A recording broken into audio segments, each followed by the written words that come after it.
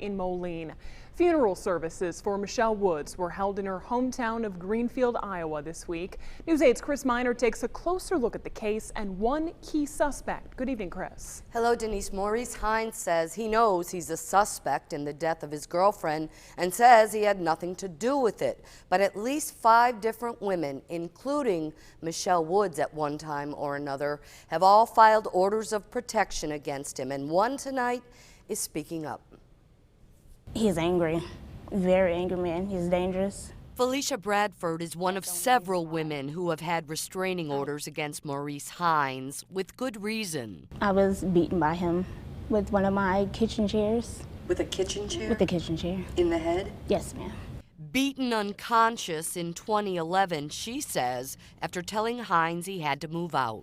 When I got up off that ground, I thought he was going to finish. I thought he was going to kill me. I thought he was going to finish me off. Badly hurt. I had stitches from the top part of my eye going all the way around to the bottom. They told me my nose was fractured. I had bruises on my arms and my back.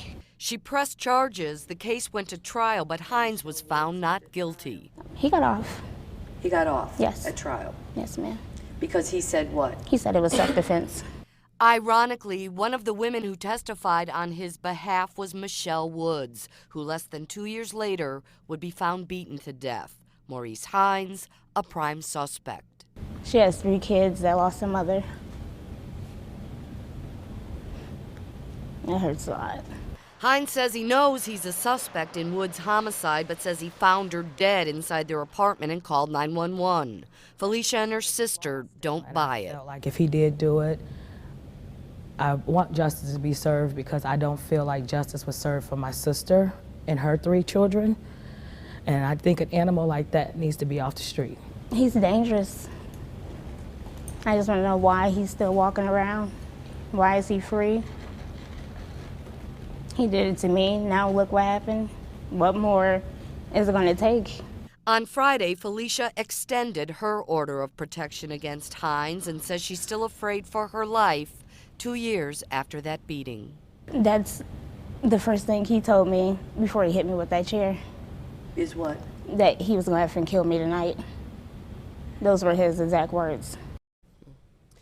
Felicia says that Hines actually threatened her again just last Friday at the courthouse when she extended that order of protection to keep Hines away from her, and she says more importantly her 3 children. That was the very same day that the autopsy was done on Michelle Woods, which concluded that she died of traumatic head and neck injuries. Jason?